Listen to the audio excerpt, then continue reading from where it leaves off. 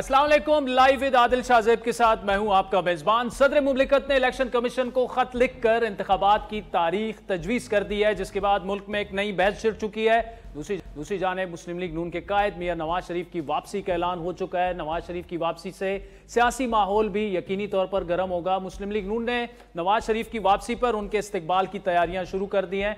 नवाज शरीफ नून league की इंतखाबी मुहिम की क़यादत करेंगे। जो जो इलेक्शन का माहौल बनता जा रहा है, दूसरी जानिब अगर नजर दौड़ाएं तो पीपल्स पार्टी और नून लीग में लफ्जी गोलाबारी में शिद्दत आती जा रही है। गुज़श्ता रोज पीपल्स पार्टी पंजाब के सदर हसन मुर्तजा ने सूबे में ट्रांसफर पोस्टिंग पर नून लीग को शदीद तनकीद का निशाना बनाया, जिसके जवाब में आज नून लीग के सीनियर रहनुमा राना सनोल्ला ने कहा कि इलेक्शन से पहले ट्रांसफर पोस्टिंग्स होती हैं। पीपल्स पार्टी की तनकीद का कोई जवाब नहीं। पीपल्स पार्टी इंतखाबात से पहले ट्रांसफर पोस्टिंग का बयानिया सूट करता है।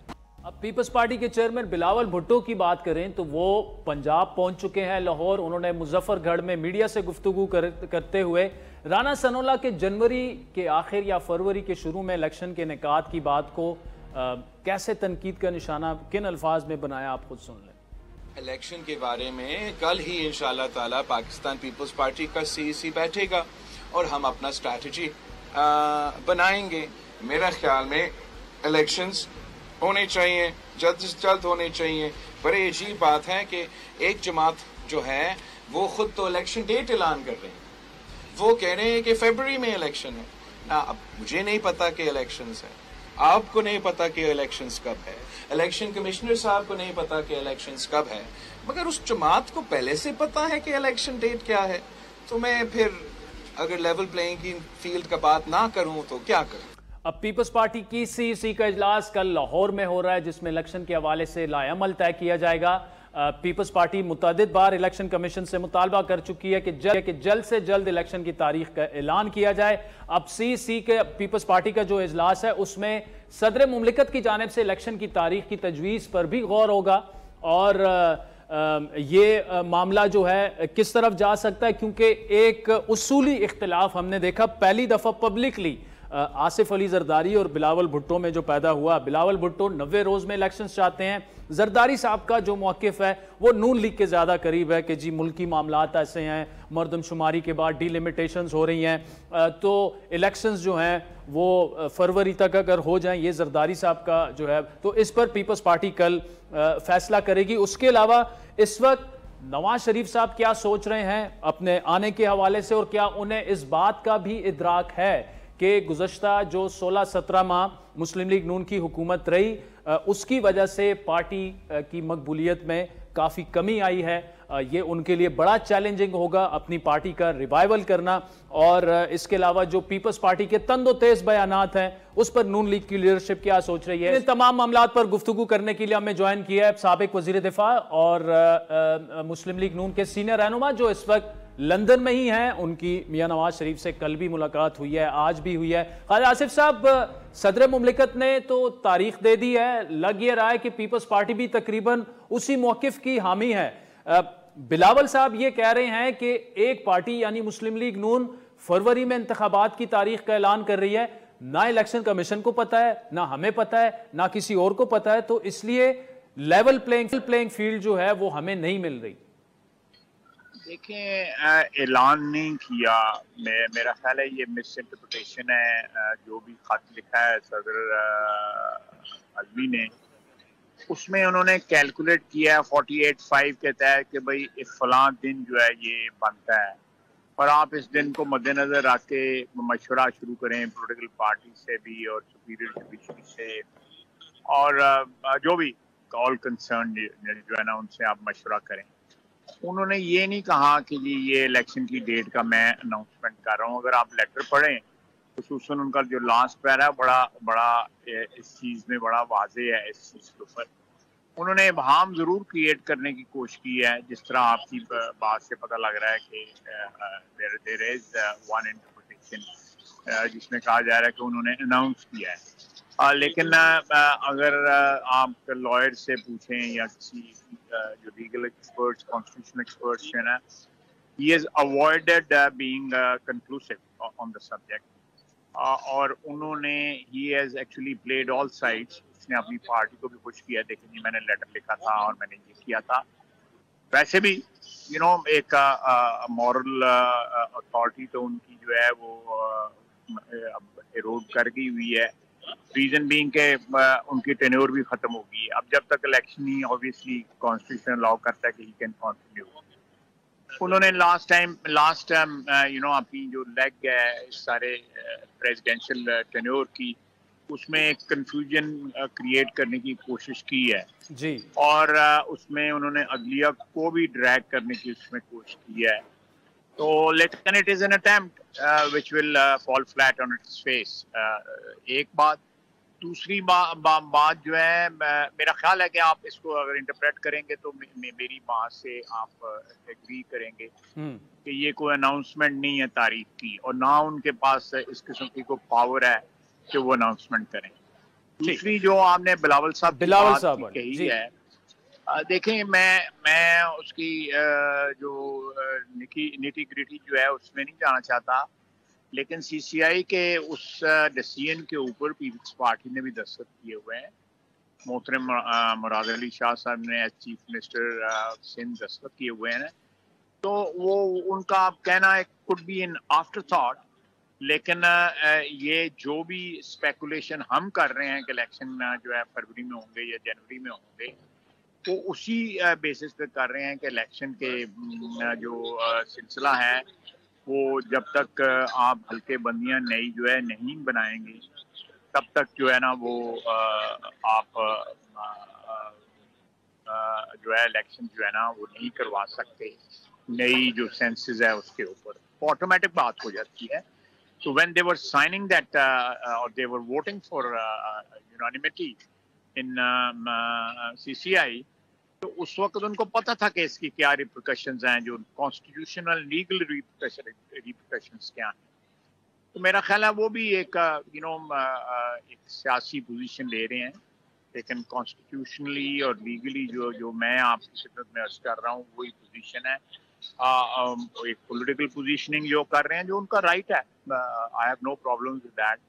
तो प्रेसिडेंट साहब जो पोजीशन ले रहे हैं वो जो है अपनी पार्टी के साथ जो है उनके घर जाने का वक्त आया हुआ है। वो चाहते हैं कि घर जाऊं तो कोई इज्जत आबरू हो, मुझे कोई पार्टी जो है वो एक्सेप्ट करे कि जी आपने बड़ी 30 मार खान थे जब आप प्रेसिडेंट थे और आपने क्या आप मुल्क की और कौम की। अच्छा खालिद साहब, देखिए पीपल्स पार्टी काफ़ी बिटर हो रही है टुवर्ड्स पीएमएलएन। पिछले 6-7 दिनों के बयानात उठा के देख लें, यानी फवाद का काबीना में जाना, ये तो साबित हुआ कि ये नून लीग की हुकूमत है। बिलावल साहब कह रहे हैं सिर्फ एक पार्टी को लेवल प्लेइंग फील्ड मिली है, हमें नहीं मिल रही। पंजाब की ट्रांसफर पोस्टिंग को पीपल्स पार्टी कबल अज वक्त धांधली करार दे रही है। अब आप इस वक्त लंदन में ही मौजूद हैं। नवाज शरीफ साहब इन सारी चीज़ों, इस सारी सिचुएशन को कैसे देख रहे हैं, कैसे सोच रहे हैं? वो क्या पीपल्स पार्टी को अचानक क्या हो गया? नहीं, मेरा ख्याल है कि वो समझते हैं कि स्पेस जो है वो मिल रही है इलेक्शन में। मे बी पीटीआई जो है उसकी वो पजीराई ना हो जितनी वो एक्सपेक्ट कर रहे हैं ड्यू टू डिफरेंट रीजंस। तो हमें ये स्पेस कैप्चर करने के लिए एंटी-पीएमएलएन जो है पार्टी बनना पड़ेगी, ताकि हम जो एंटी-पीएमएलएन वोट जो है जिसमें पीटीआई का भी वोट जो है वो हमारी सपोर्ट में जो है ना वो आएगा, just to settle score with PMLN. कि PMLN is the main culprit. जो भी हालात हुए हैं पिछले 2-2.5 साल से, इकोनॉमिक प्रॉब्लम से भी अपने आप को डिस्टेंस करेंगे। हो सकता है वो वोट ऑफ नो कॉन्फिडेंस वाले वैसे भी डिस्टेंस करेंगे कि जी हमने पीटीआई को नहीं हटाया, पीएमएलएन को हटाया है। वो जो वोट जो है जो अगर कोई ऐसी सिचुएशन होती है जहाँ पे कोई पॉसिबिलिटी हो कि वो पीटीआई का वोटर जो है किसी और को वोट दे दे, तो वो ऑल्टरनेट बनना चाहते हैं। This is my analysis. एक पीपल्स पार्टी का खालिद साहब खदशा ये भी है कि पीएमएलएन जो है वो सिंध में पीपल्स पार्टी के खिलाफ सियासी इत्तेहाद बनाने की शायद कोशिश कर रही है, जिसमें मौलाना एमक्यूएम जीडीए वगैरह शामिल होंगे। ऐसा कुछ है? नहीं, देखें जी, वो तो पॉलिटिक्स है, उसमें तो कोई भी कोई किसी ने को हमने पंजाब नहीं अलॉट करा लिया और उन्होंने सिंध नहीं अलॉट करा दिया। वो पंजाब में आकर सियासत कर सकते हैं, KP में कर सकते हैं, सारी जगह कर सकते हैं, जिस तरह हम भी कर सकते हैं।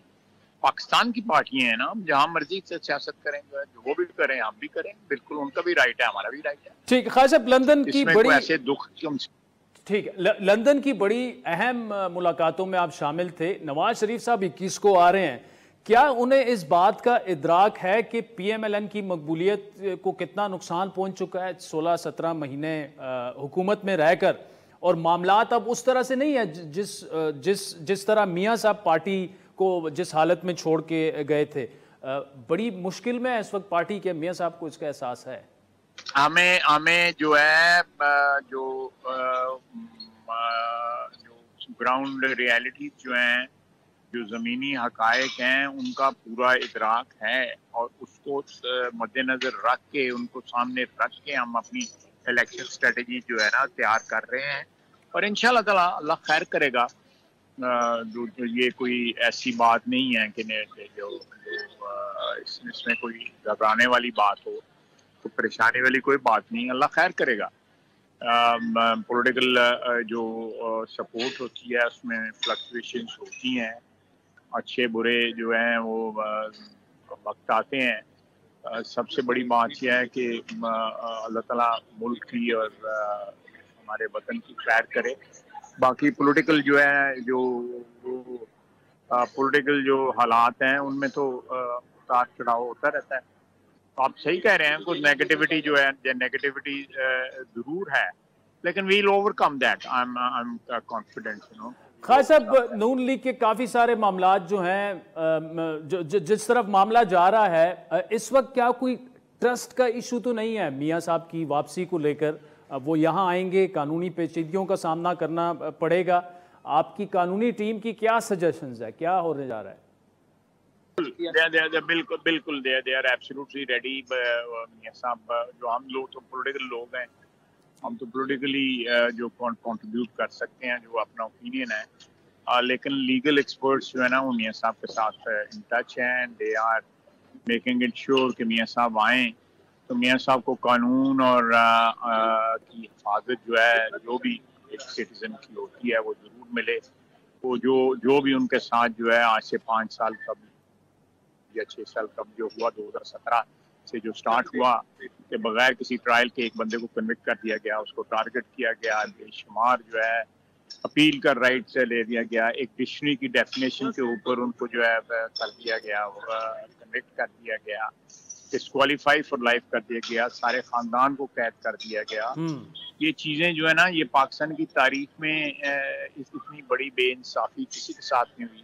जुल्फ़िकार भुट्टो के साथ जरूर हुई, उनकी जान गई, उनके काफ़ी अदलिया जो है उसमें भी जो फांसी का फंदा जो था वो अदलिया के हाथ में था, उन्होंने ही चढ़ाया। और इस दफ़ा भी मियां नवाज शरीफ के भी अल्लाह ताला ने जान तो उनकी बचा ली, लेकिन अदलिया ने तो उनको अपनी तरफ से बिल्कुल जीरो कर दिया गया। किसके कहने पे किया, तो वो भी आपको पता है, और तारीख उनसे बिल्कुल असाब लेगी जिन लोगों ने ये सारा कुछ किया।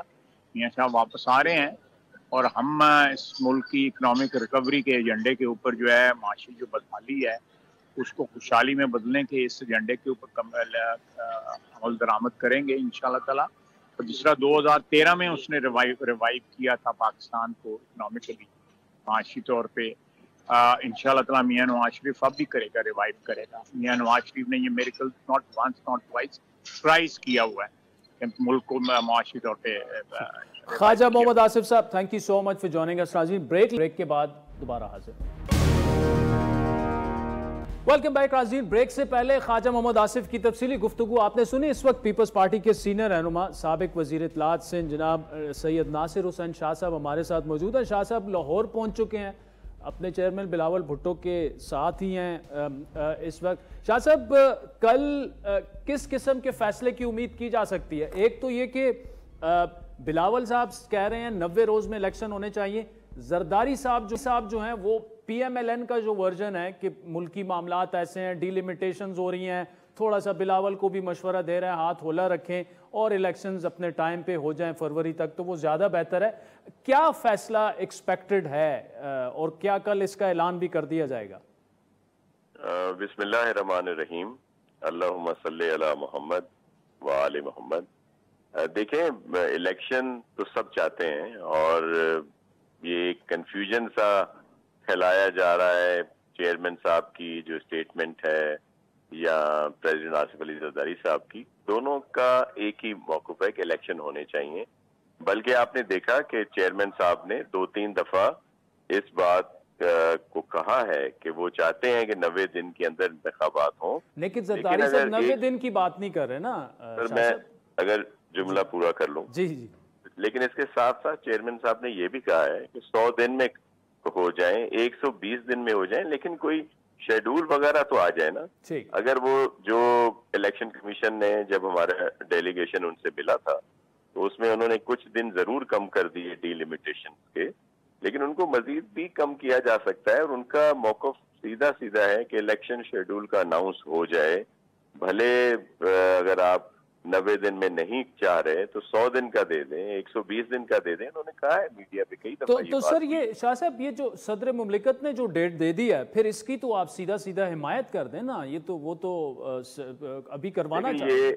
कल सीईसी की मीटिंग है, इसीलिए चेयरमैन साहब भी यहाँ तशरीफ लाए हैं और दीगर सब लोग होंगे, तो मुत्तफिका फैसला होगा और जाहिर है वो कल शाम तक हो जाएगा उसका ऐलान भी। तो हम उसको फॉलो करते हैं। पाकिस्तान पीपल्स पार्टी में सारी चीजें मुशावरत से होती हैं और कल हमारा बड़ा फॉर्म जो है वो सीईसी है, तो इसमें इंशाल्लाह कल ये इशू आएगा और हल होगा। क्योंकि मुल्क के हालात भी सामने हैं कि जिस तरह के हालात से हम लोग गुजर रहे हैं, तो इसमें ये सारी चीजें जो हैं अफ़वाम व तफ़हीम से ही हल होनी चाहिए।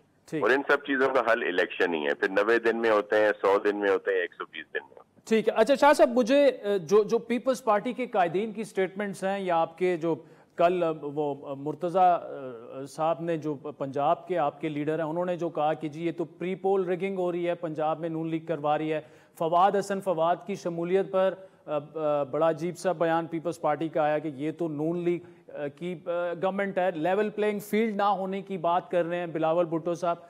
ये बिटरनेस अचानक टुवर्ड्स पीएमएलएन बढ़ती हुई नजर आ रही है। ये क्या एक सियासी बयानिया बना रही है पीपल्स पार्टी, पोजिशनिंग कर रही है, या वाकई मामला सीरियस हैं दोनों जमातों में? देखिए, कोई ऐसे इख्तलाफात नहीं है।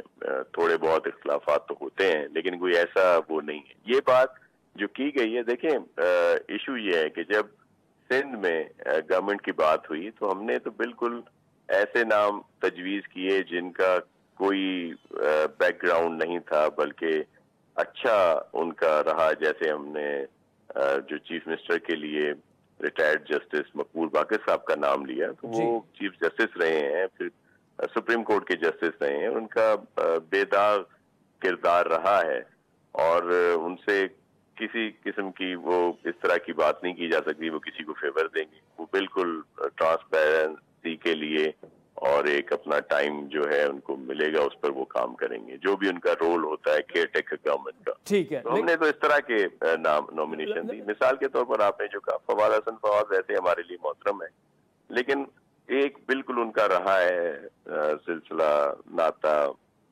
पीएमएलएन से, तो इसलिए जाहिर है हम वर्करों के सवाल हैं जरूर। ये हम जरूर कहते हैं अपने। तो शाह जी, आप समझते हैं कि आपको ये क्या हो रहा है, पीपल्स पार्टी को लेवल प्लेइंग फील्ड नहीं मिल रही, आप ये समझते हैं जो बिलावल साहब कह रहे हैं? सर देखें, ऐसी चीजें, इस तरह की चीजें हम फेस करते आ रहे हैं। हमने लोगों की अदालत में जाना है और इसीलिए चाह रहे हैं कि इलेक्शन जो भी टाइम दिया जाए उसमें हो जाए, वो फैसला वहां पे हो जाएगा। और फिर जिसको भी पाकिस्तान के बाशऊर अवाम सिलेक्ट करेंगे वो आकर हुकूमत करे, और लेकिन सबको मिल के चलना पड़ेगा। ये हालात नॉर्मल नहीं है। गवर्नमेंट में जो भी आएगा उसके लिए बहुत सारे इश्यूज हैं, इसलिए बेहतरी के लिए, लोगों की बेहतरी के लिए, मुल्क की सालमियत और बेहतरी के लिए हम सब ने दरगुजर करके साथ चलना है। नासिर हुसैन शाह साहब, बहुत शुक्रिया, thank you so much for joining us. नाज़रीन, ब्रेक। अहमद बिलाल महबूब साहब हमें ज्वाइन करेंगे और उसके बाद हसन रजा पाशा साहब किसी तारुफ के मोहताज नहीं है, मारूफ लॉयर, और एहसन बूम साहब हमें ज्वाइन करेंगे हमारे साथ। वेलकम बैक नाज़रीन। सदर मुमलिकत डॉक्टर आरिफ अलवी ने 6 नवंबर 2023 को इंतखाबात कराने की तजवीज़ देकर एक सरप्राइज़ तो दे दिया है। उन्होंने चीफ इलेक्शन कमिश्नर को लिखे गए खत में तहरीर किया कि सदर ने 9 अगस्त को वज़ीर-ए-आज़म के मशवरे पर कौमी असम्बली तहलील की, लिहाजा आइन के आर्टिकल 48(5) के तहत सदर का इख्तियार है कि आम इंतखाबात के इनेकाद के लिए असम्बली की तहलील की तारीख से 90 दिनों के अंदर अंदर तारीख मुकर्रर की जाए। सदर मुमलिकत के बकौल अगस्त में मरदमशुमारी की अशात के बाद हल्का बंदियों का अमल भी जारी है और आइन के आर्टिकल 51(5) और इलेक्शन एक्ट के सेक्शन 17 के तहत ये एक लाजमी शर्त है। खत में मजीद तहरीर किया गया कि वफाकी वजारत कानून और इंसाफ भी इलेक्शन कमीशन ऑफ पाकिस्तान जैसी ही राय की हामिल है। चारों सूबाई हुकूमतों का ख्याल है कि इंतखाबात की तारीख का ऐलान इलेक्शन कमीशन ऑफ पाकिस्तान का मैंडेट है। सदर मुमलिकत के मुताबिक इलेक्शन कमीशन की जिम्मेदारी है कि वो आज़ादाना और मुनसिफाना इंतखाबात के इनेकाद के लिए आर्टिकल 51, 218, 219, 220 और इलेक्शन एक्ट 2017 के तहत तयशुदा तमाम आइनी और कानूनी इकदाम की पाबंदी करे। खत में मजीद यह तहरीर किया गया कि इन तमाम नुकात को मद्देनजर रखते हुए इलेक्शन कमीशन आइन की मुतल्लिका दफात के तहत सूबाई हुकूमतों और सियासी जमातों के साथ मुशावरत और पहले से ज़ेर समात मुतअद्दिद मामलात के पेश नज़र कौमी और सूबाई असम्बलियों में एक ही दिन इंतखाबात कराने के लिए आला अदलिया से रहनुमाई हासिल करे। बड़ा इंटरेस्टिंग ये पॉइंट है कि एक तरफ सदर साहब जो है वो तजवीज़ दे रहे हैं एक तारीख की, लेकिन साथ में ये कह रहे हैं उसी ख़त में कि आप आला अदलिया से एडवाइस लें। सदर मुमलिकत की इस तजवीज़ पर माहिरीन की राय मुनक़सिम है। कुछ का ख्याल है कि सदर ने सिर्फ तजवीज़ दी है, इलेक्शन की तारीख के ऐलान का इख्तियार अभी भी इलेक्शन कमीशन के पास है। दूसरी जानिब यह भी कहा जा रहा है कि अब सदर ने यह तजवीज़ दे दी है तो ये मामला अब अदालत जाता ही नजर आ रहा है। आपको याद दिलाते चलें कि PDM हुकूमत ने इलेक्शन एक्ट में तरामीम के जरिए इलेक्शन कमीशन को इंतखाबात की तारीख देने के मामले पर बाख्तियार बनाया था। दूसरी जानिब आज सुबह निगरान वफाकी वजीर कानून की सरबराही में चारों सूबाई वज़राए कानून का अहम इजलास हुआ, जिसमें कौमी और सूबाई असम्बलियों के आइंदा आम इंतखाबात से मुतालिक उमूर पर तबादला ख्याल हुआ। वफाक और चारों सूबाई वज़राए कानून ने इंतखाबी शेड्यूल से मुतालिक इलेक्शन कमीशन के इख्तियार पर इत्तेफाक राय किया। वज़राए कानून का कहना था कि इंतखाबात की तारीख ऐलान इलेक्शन कमीशन का इख्तियार है, जबकि नून लीग और पीपल्स पार्टी भी ये वाज़े कर चुके हैं कि इंतखाबात की तारीख देने का इख्तियार इलेक्शन कमीशन के पास है। इन सब मामलात पर बात करने के लिए हमें स्टूडियो में आगे चल करेंगे पाकिस्तान बार काउंसिल की एग्जीक्यूटिव कमेटी के चेयरमैन हसन रजा पाशा साहब। उसके अलावा हमारे साथ सुप्रीम कोर्ट बार एसोसिएशन के साबिक सदर एहसन बून साहब भी मौजूद होंगे। इस वक्त पिल्डेट के सरबरा और मारूफ कॉलमिस्ट जनाब अहमद बिलाल महबूब साहब हमारे साथ मौजूद हैं। Sir, thank you so much for joining us. Debate आप देख रहे हैं, आपका अपना एक इस पर ओपिनियन भी रहा है। क्या सदर मुमलिकत का इस वक्त तजवीज़ देना या ऐलान कर देना कि जी आप कर दें इस तारीख को इलेक्शन, ये कुछ डिले इन टैक्टिक्स हो रही हैं, वो दोनों तरफ खेलना चाह रहे हैं, अपनी जो पुरानी कंस्टिट्यूंसी है क्या उनको भी खुश करना चाह रहे हैं, या आप समझते हैं कि आइनी तौर पर बिल्कुल दुरुस्त फैसला किया सदर मुमलिकत ने? मैं तो सदर मुमलिकत के ख़त को एक से ज़ायद दफ़ा पढ़ा है, बार बार पढ़ा है, और मैं बहुत हैरान हुआ हूँ कि आखिर ये ख़त लिखने की ज़रूरत क्या थी। हकीकत यह है कि आइनी तौर पे, कानूनी तौर पे कोई ऐसी चीज़ नहीं है जो उन्होंने इस ख़त पे लिखी हो। सियासी कुछ तकाज़े उनके हों, उससे कोई मकसद हल होता हो तो बात अलग है। देखिए ना, अगर तो वो कन्विंस थे जी कि इलेक्शन की तारीख देने का इख्तियार उनका है, तो फिर वो तारीख देते जी। उन्होंने तो ये लिखा है कि 89th डे इस तारीख को बनता है, सिर्फ उन्होंने ये लिखा है, तजवीज़ भी नहीं दी। उन्होंने कहा है कि 6 नवंबर को 89th डे बन जाता है। इसका मतलब 6 नवंबर से पहले उनका मतलब कहने का ये था कि काउंट करके दिन बता रहे हैं। क्या सदर मुमलिकत का ये काम है कि वो ये बताएं कि 89th डे किस दिन बनता है? वो इलेक्शन कमीशन काउंट कर सकता है। फिर आखिर में जो ऑपरेटिव पैराग्राफ है ना, जिसमें वो कुछ कह रहे हैं कि ये कीजिए, वो क्या कह रहे हैं वो और भी हैरान कुन है। वो कह रहे हैं कि आप ऐसे कीजिए कि आप सियासी जमातों से कंसल्टेशन कीजिए और आप सूबाई हुकूमतों से कंसल्टेशन कीजिए, और उसके बाद फिर आप आला अदालतों से गाइडेंस लीजिए कि तमाम असम्बलियों के इंतखाबात इकट्ठे किस तरह से हो सकते हैं, किस डेट को। अब ये बताइए कि क्या ये सदर मुमलिकत का काम है?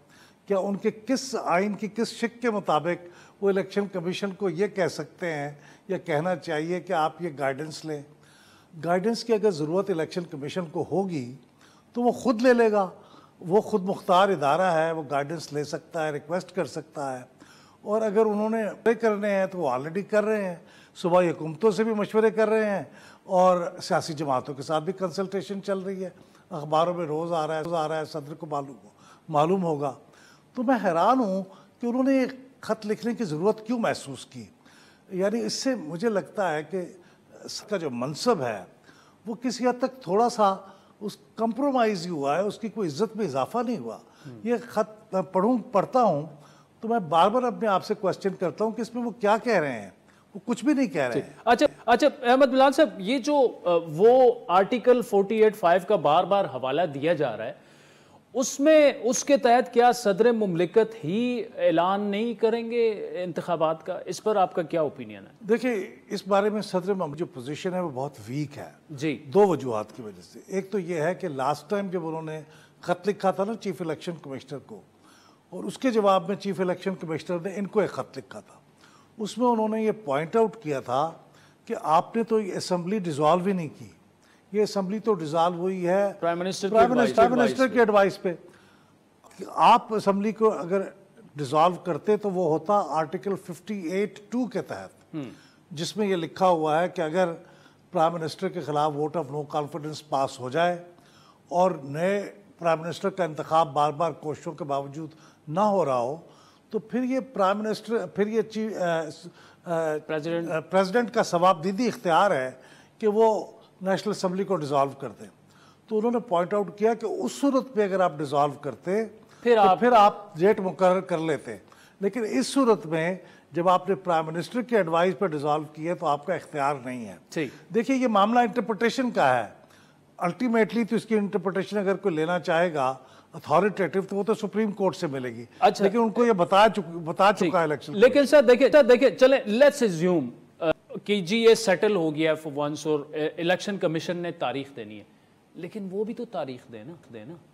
देखिए ना, पीपल्स पार्टी आज जो मुतालबा कर रही है कि जी 90 रोज़ में इंतखाबात कराएं, सिर्फ नून लीग कह रही है फरवरी में इंतखाबात होंगे। एक यकीनी की सूरत हाल पैदा हो जाएगी, सर्टनटी, हमें रोड मैप नज़र आ जाएगा पाकिस्तान के अंदर जो मामलात और हालात हैं। अगर वो सिर्फ ये कह दें कि जी नवंबर के एंड तक डिलिमिटेशन हो जाएंगी, उसके बाद 54 दिन है तो जनवरी की फलां तारीख को या फरवरी को इलेक्शन हो जाएंगे। ये मैं तो ज़ाती तौर पर समझता हूँ कि इस वक्त डिलिमिटेशन आइन के मुताबिक ज़रूरी नहीं थी। अच्छा, बिल्कुल। ये आर्टिकल 51(5) जिसका हवाला दिया जाता है, अगर आप उसे पढ़ें तो उसमें सिर्फ इतना कहा गया है कि आप कौमी असम्बली की नशिस्तें नई मरदमशुमारी में दी गई आबादी के मुताबिक सूबों में तकसीम कर दें, बस इतना कहा गया और वो काम हो चुका है। और इत्तफाक से वो नशिस्तें उतनी ही हैं हर सूबे की जितनी 2017 की मरदमशुमारी के रिज़ल्ट के वक्त थी, उसमें कोई चेंज नहीं है, सिर्फ इतना लिखा हुआ है। बाकी की जो डिलिमिटेशन है उसके बारे में कानून में है, लेकिन आइन में कुछ नहीं है। तो आइन का जहाँ तकाजा है कि आर्टिकल 224 में कि आप 90 दिन के अंदर इलेक्शन कराएं, तो वो ओवरराइड कर देता है कानून को। ठीक है, डिलिमिटेशन होंगी लेकिन वो बाद में होंगी, फिर वो अगले इलेक्शन में काम आ जाएंगी। इस वक्त आपको 90 रोज़ में इलेक्शन कराने चाहिए और इलेक्शन कमीशन को ये एहतमाम करना चाहिए था और उसकी डेट भी देनी चाहिए थी। लेकिन आप सही कह रहे हैं कि अगर फ़र्ज़ करें वो ये नहीं मानते और उनका ख्याल ये है कि डिलिमिटेशन होनी चाहिए, तो डिलिमिटेशन का वो प्रोग्राम दे चुके हैं, वो कह चुके हैं कि 30 नवंबर को ये ख़त्म हो जाएगा। उसके बाद आपके पास 54 दिन का जो शेड्यूल है, 60 दिन लगा लें, आप उस हिसाब से कोई डेट दे के ऐलान कर दें। ये इस्तराब है लोगों के अंदर, अनसर्टनिटी है। तो मैं आपसे मुत्तफिक हूँ कि इलेक्शन कमीशन को जितनी जल्दी मुमकिन हो ये तारीख दे के ये इस्तराब ख़त्म करना चाहिए। अगर वो दे देते तो शायद भी सदर साहब को भी ये ख़त जो एक बेमानी सा ख़त है वो लिखने की ज़रूरत ना पेश आती। अच्छा सर आखिर में कि अगर तो सुप्रीम कोर्ट ये फैसला कर दे कि 90 रोज़ में ये इंतखाबात होंगे, फिर डिलिमिटेशन रोकनी पड़ेगी, फिर तो करने पड़ेंगे इलेक्शन। बिल्कुल रहेगी और वो गलत नहीं होगा। क्योंकि आइनी तौर पे ये डिलिमिटेशन रिक्वायर्ड नहीं है, डिलिमिटेशन रिक्वायर्ड है, लेकिन अगर उस वक्त इलेक्शन होने वाले हों और 90 रोज़ के अंदर इलेक्शन की रिक्वायरमेंट है तो फिर उस वक्त कराना ज़रूरी नहीं है, फिर आप उसको बाद में कीजिए, मौखर कीजिए। तो आइन का तकाजा ये है कि 90 रोज़ में इलेक्शन हो, तो आपको अगर सुप्रीम कोर्ट ये कह देगी तो ये वज़ीर आज़म, निगरान वज़ीर आज़म भी ओपनली कह चुके हैं कि फिर हम नवे रोज़ में इलेक्शन कराने के पाबंद है और इलेक्शन कमीशन भी पाबंद है। मेरे ख्याल में किसी को एतराज़ नहीं होगा, क्योंकि इलेक्शन कमीशन तैयार भी है, क्योंकि वो तो जिस वक्त असम्बली डिज़ोल्व हुई थी तो उसको तो 60 दिन में 90 रोज़ में इलेक्शन कराने थे। ठीक, वो तो उन्होंने खुद इस गवर्नमेंट ने, जाती हुई गवर्नमेंट ने, आउटगोइंग गवर्नमेंट ने जाने से 2 रोज़ पहले ये मरदमशुमारी के नतायज पब्लिश कर दिए, जिससे ये फिर इलेक्शन कमीशन को करना पड़ा। अगर वो ना करते तो इलेक्शन कमीशन ने तो 90 रोज़ के अंदर इलेक्शन कराने थे। और आप ये भी फरमा रहे हैं कि सुप्रीम कोर्ट अगर कहे तो करवाना ही पड़ेंगे इलेक्शन। बिल्कुल करवाने पड़ेंगे और हो जाएंगे। जी, अहमद बिलाल महबूब साहब, इनकी प्रेडिक्शंस जो है हम देखते रहते हैं, सीखते भी रहते हैं। ही थिंक्स के इलेक्शंस जो हैं वो 90 रोज़ में ही होने चाहिए और शायद सुप्रीम कोर्ट यही फैसला करेगी, जिस पर इलेक्शन कमीशन को हर सूरत अमल भी करना पड़ेगा। ब्रेक के बाद हमें ज्वाइन करेंगे एहसन भूम साहब और हसन रजा पाशा साहब। इस डिबेट को थोड़ा सा आगे बढ़ाते हैं और फिर मियां नवाज शरीफ वापस आ रहे हैं, उन्हें क्या कानूनी पेचीदगियां वो फेस कर सकते हैं। ब्रेक के बाद तफसीली गुफ्तगू। वेलकम बैक नाज़रीन। अहमद बिलाल साहब की तफसीली गुफ्तगू आपने सुनी, ख्वाजा आसिफ साहब और पीपल्स पार्टी का मौक़िफ़ लेने के लिए नासिर हुसैन शाह साहब की भी आपने गुफ्तगू सुनी। इस वक्त सुप्रीम कोर्ट बार एसोसिएशन के साबिक सदर और मारूफ लॉयर एहसन भूम साहब हमारे साथ मौजूद हैं और स्टूडियो में पाकिस्तान बार काउंसिल की एग्जीक्यूटिव कमेटी के चेयरमैन हसन रजा पाशा साहब हमारे साथ मौजूद हैं। एहसन भूम साहब, आपसे आगाज़ करूँगा। सदर मुमलिकत ने, क्या आप समझते हैं, तारीख दी है, तजवीज़ दी है, और क्या उनके पास ऐसा करने का इख्तियार था, और अगर था तो उन्होंने ये जो इतना डिले हो गया है, ये आपके ख्याल में पहले उनको दे देनी चाहिए थी तारीख? मेरा ख्याल ये है कि उन्होंने एक तजवीज़ दी है, उन्होंने ये एक नरेट किया है कि आर्टिकल 48(5) जो है उसमें और 48(1) के हवाले से जो उसका एडवाइस पे जो उन्होंने अमल करना है, और डिसोल्यूशन ऑफ असेंबली के बाद उन्होंने कहा है कि 89 डेज जो है, 90 डेज के जो आर्टिकल 2 to 4 की रिक्वायरमेंट है उसके मुताबिक 89 डेज में होना चाहिए। लेकिन मेरा ख्याल है अब जब उन्होंने ये सारा कुछ किया है, ये बहुत पहले उन्हें करना चाहिए। अब इसमें उन्होंने ये भी सजेस्ट कर दिया है कि ये प्रोविंशियल जो अपनी गवर्नमेंट्स हैं उनके साथ भी ये मुशावरत करें, और मुशावरत करने के बाद एक दिन में ही इलेक्शन होने चाहिए, ताकि अननेसेसरी जो एक्सपेंडिचर है ये ना हो। और साथ ही साथ एक सजेशन उन्होंने ये भी दे दिया है कि वो अदलिया से गाइडेंस लें। जी, तो मेरा ख्याल है वो डिसाइसिव नहीं है इस पे। जो मौजूदा सूरत हाल में प्रेसिडेंट साहब को बड़ा डिसाइसिव होना चाहिए था। Either he should have given a date, और अदरवाइज उनको फिर जो हो रहा है उसके मुताबिक 60 डेज अपना जो डिलिमिटेशन का प्रोसेस है उसको देख लेना चाहिए। लेकिन उन्होंने इसमें बिल्कुल एम्बिगुअस सी सूरत हाल जो है ना वो फिर अपने लेटर में भी छोड़। तो हमारी जो ओवरऑल हर दोस्त की अपनी राय जरूर होती है, क्योंकि उन्होंने में इस लेटर में 2 आर्टिकल जो है उनका स्पेशली जिक्र किया है कि आर्टिकल जो है 51 और उसके बाद आर्टिकल 218, आर्टिकल 219 और आर्टिकल 220 ऑफ द कॉन्स्टिट्यूशन, और उसके साथ इलेक्शन एक्ट का 17(2) जो है उसकी भी उन्होंने बात की है कि जो मिनिस्ट्री ऑफ लॉ है उनका भी ये जो इलेक्शन कमीशन का व्यू पॉइंट है वही उनका व्यू पॉइंट है। इसलिए मैं समझता हूं कि ये सारी चीजों को उन्होंने मिला के सूरत-ए-हाल को ज्यादा एम्बिगुअस कर दिया है। अच्छा, इलेक्शन कमीशन का तो पहले ही ये व्यू पॉइंट है कि जब आर्टिकल 51(5) के तहत ये मैंडेटरी है कि जो नोटिफाई हो जाए तो प्रोसीडिंग जो भी सेंसेस होगा उसके मुताबिक होगा। ठीक है। और उसके बाद जो आर्टिकल 219(e) जो है उसके मुताबिक ये है कि जो एक्ट है पार्लियामेंट का, जो कानून है उसके मुताबिक भी इसको देखना पड़ेगा, और उसमें इलेक्शन कमीशन ने उसी को बनाते हुए उन्होंने कहा कि आर्टिकल 17(2) कहता है कि ये मैंडेटरी है, जो लेटेस्ट सेंसस है ठीक है उसके मुताबिक इलेक्शन होगा। ठीक। तो मैं समझता हूं कि प्रेसिडेंट साहब को इस पे मैंडेटरी जो रिक्वायरमेंट थी उसके मुताबिक उनको या तो डेट देनी चाहिए थी, या फिर अपना तमाम पॉलिटिकल पार्टीज को या स्टेक होल्डर्स को बुला लें। मैं तो अभी भी ये अर्ज करूंगा, जितना ये कॉन्स्टिट्यूशनल क्राइसिस है ये बड़ा डेंजरस है हमारी ओवरऑल सारी ख्याल से, और किसी भी अनटूवर्ड इंसिडेंट को अवॉइड करने के लिए तमाम पॉलिटिकल पार्टीज को मिल बैठ के इकट्ठे बैठ जाना चाहिए और इकट्ठे बैठ के एक डेट दे देनी चाहिए विदाउट एनी डिले। ठीक है, ठीक, बस ठीक है। एहसन भूम साहब, आपका पॉइंट भी आ गया और एक सजेशन भी आ गया। पाशा साहब, एहसन भूम साहब तो बड़ा क्लियरली वो कह रहे हैं कि डिसाइसिव नजर नहीं आ रहे सदर मुमलिकत, और इस वक्त में कंफ्यूजन मजीद बढ़ी है। Over to you sir. क्या सदर मुमलिकत अगर अनडिसाइसिव हैं तो ये उनकी मासूमियत है या जानबूझ के हुए, ये भी एक क्वेश्चन है। क्या सदर मुमलिकत ने आर्मी एक्ट और ऑफिशियल सीक्रेट एक्ट के जो उस हवाले से काम किया और फिर ट्वीट के ज़रिए कहा कि मैंने तो रिफ्यूज़ कर दिया था, और रिफ्यूज़ल वाली बात कहीं भी नहीं थी, और सेक्रेटरी ने कैटेगरिकली ये कहा कि एक्ट उनके ऑफिस में अभी तक पड़े हुए हैं, तो वो भी मासूमियत थी या अनडिसाइसिव ऐसे ही थे? मेरा ख्याल है कि ये सारा काम उन्होंने प्लानिंग के साथ किया है। अच्छा। और उन्होंने पहले तो एक फरीक को खुश किया और अब दूसरे फरीक को राज़ी कर रहे हैं।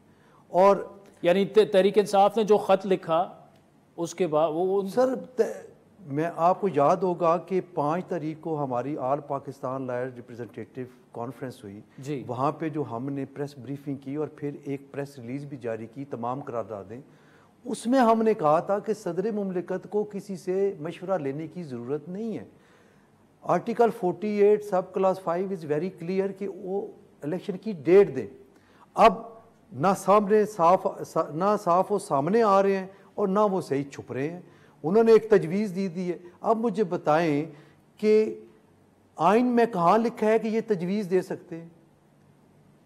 इलेक्शन एक्ट में कहाँ लिखा है कि ये तजवीज़ दे सकते हैं? मतलब डेट अनाउंस इनको डेट अनाउंस करनी चाहिए। और फिर जिस तरह एहसन भूम साहब ने फरमाया, मैं भी ये गुजारिश करूँगा कि जब आपने इंटरिम सेट प्राइम मिनिस्टर का ओथ ले लिया, कैबिनेट का ले लिया, तो उसके बाद आपने दूसरे दिन डेट अनाउंस कर देनी थी। ठीक। फिर बाहर चला जाता इलेक्शन कमीशन ऑफ पाकिस्तान, उन्होंने स्केड्यूल देना था। ठीक। या अभी आप सारे अब आर्टिकल 219 सब क्लास ई का हवाला दे रहे हैं कि साथ एक्ट को भी देखें, तो इट मीन्स कि वो खुद क्लियर नहीं है, क्लैरिटी के साथ ये बात नहीं हुई।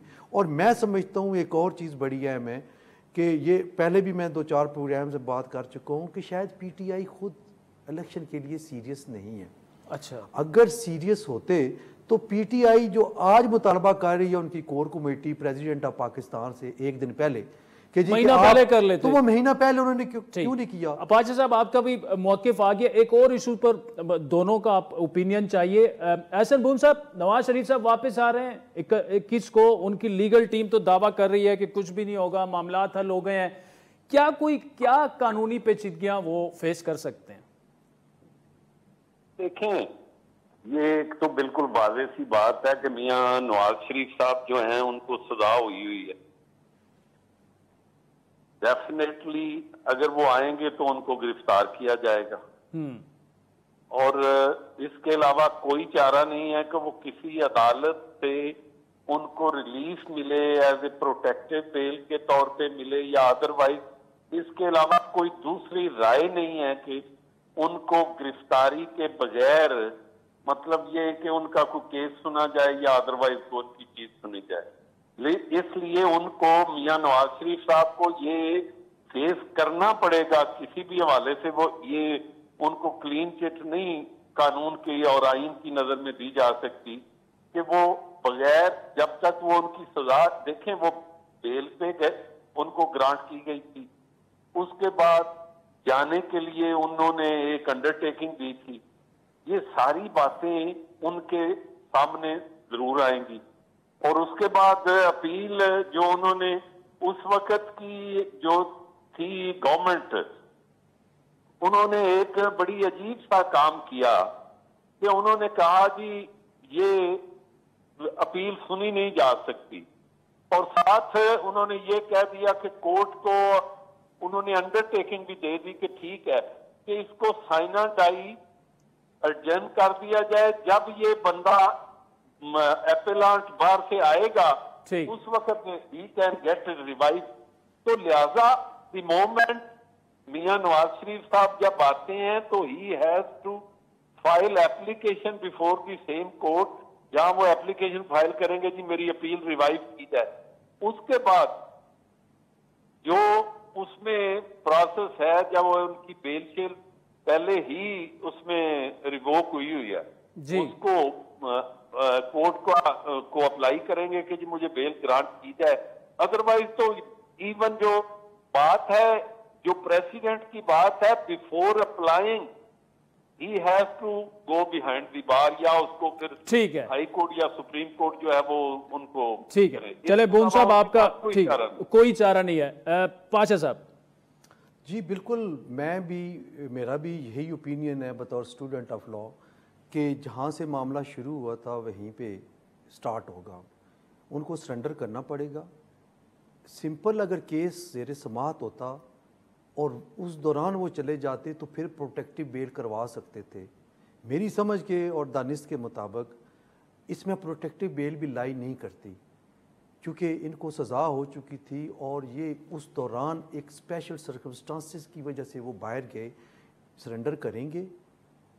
और इस्लामाबाद हाई कोर्ट में इनकी अपील पेंडिंग है, एडजंट सेनाडाई हुई है, उसको एप्लीकेशन दे के वो बरामद कराएंगे और उसमें फिर सेक्शन 426 CRPC की एप्लीकेशन देंगे फॉर सस्पेंशन ऑफ सेंटेंस। तो वो कोर्ट देखेगी कि अगर सस्पेंड हो सकती है तो वो कर देंगे, ना हो सकी तो नहीं करेंगे। लेकिन इनको ये कोर्स जो है ये अडॉप्ट करना पड़ेगा। और लीडर हैं, 3 दफ़ा रह चुके हैं प्राइम मिनिस्टर भी, और उनको आना चाहिए, उनको फेस करना चाहिए। सबको पता है, उनको भी पता है कि ये एक बाकायदा मैनेज किया गया है केस उनके खिलाफ। तो एक को अक्यूज की ऑलरेडी बरियत हो चुकी है, उसमें मरियम नवाज हो चुकी है, केस वैसे ही कमजोर हो गया और पता है, तो इतना मसला नहीं उनको बनेगा। लेकिन कानूनी पेचीदगियां जरूर मौजूद हैं। हसन रजा पाशा साहब, एहसन भूम साहब, thank you so much for joining us. नाज़रीन फीडबैक जरूर दीजिएगा, हमारा ट्विटर हैंडल है आदिल शाहज़ेब। इजाजत दीजिए, खुदा हाफिज़।